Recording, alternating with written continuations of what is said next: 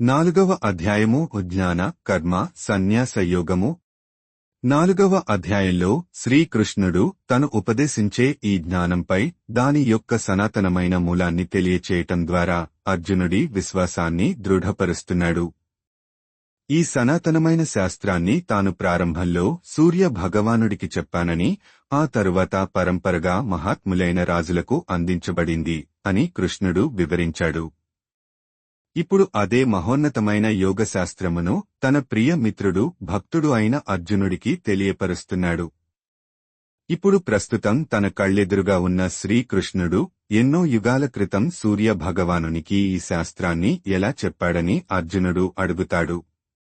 జవాబుగా శ్రీకృష్ణుడు తన అవతార దివ్య రహస్యాన్ని తెలియపరుస్తాడు. భగవంతుడు సనాతనుడు, పుట్టుకలేనివాడు అయినా తన యోగమాయ శక్తిచే ధర్మాన్ని పరిరక్షించటానికి ఈ భూలోకంలోకి దిగివస్తాడని చెప్తాడు. కాని ఆయన జన్మ కర్మలు దివ్యమైనవి, అవి ఎన్నటికీ భౌతిక దోషములచే కళంకితం కావు.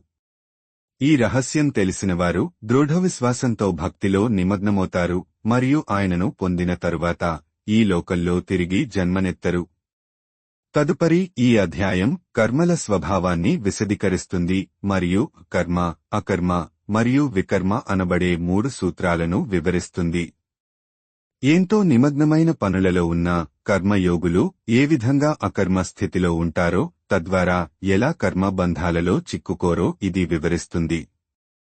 ఈ విజ్ఞానంతో ప్రాచీన మునులు జయాపజయాలతో సంబంధం లేకుండా సుఖదుఃఖాలను ఒకేలాగా పరిగణిస్తూ కేవలం ఒక యజ్ఞంలాగా భగవంతుని ప్రీతి కోసం తమ పనులను కర్మలను ఆచరించేవారు. యజ్ఞం అనేది అనేక రకాలుగా ఉంటుంది. అందులో చాలా రకాలు ఇక్కడ చెప్పబడ్డాయి. యజ్ఞం అనేది సరిగ్గా అర్పణ చేయబడ్డప్పుడు దాని అవశేషం అమృతంలా అవుతుంది.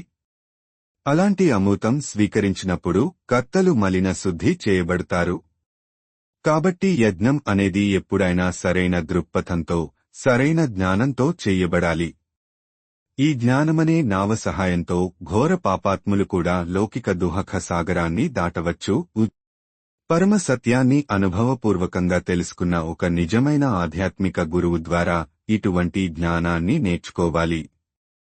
అర్జునుడి గురువుగా అతన్ని జ్ఞానమనే ఖడ్గం తీసుకుని తన హృదయంలో జనించిన సందేహాలని ముక్కలుగా ఖండించి లేచి తన కర్తవ్యాన్ని నిర్వర్తించమంటున్నాడు. శ్రీకృష్ణుడు పరమేశ్వరుడైన శ్రీకృష్ణ భగవానుడు ఇలా అన్నాడు, నేను ఈ యొక్క సనాతనమైన యోగశాస్త్రమును సూర్య భగవానుడైన వివస్వానుడికి చెప్పాను. అతను మనువు ఇక్ష్వాకునికి దీనిని ఉపదేశించారు. ఓ శత్రువులను జయించేవాడా, రాజర్షులు ఈ విధముగా యోగశాస్త్రమును పరంపరలో పొందినారు. కాని కాలగమనంలో అది ఈ లోకంలో లుప్తమైపోయినది, క్షీణించిపోయినది. అదే ప్రాచీనమైన పరమరహస్యమైన ఈ యోగ విజ్ఞాన శాస్త్రమును నేను నీకు ఈరోజు తెలియచేస్తున్నాను. ఎందుకంటే నీవు నా మిత్రుడవు మరియు భక్తుడవు, ఈ అలౌకిక జ్ఞానాన్ని అర్థం చేసుకోగలవాడవు.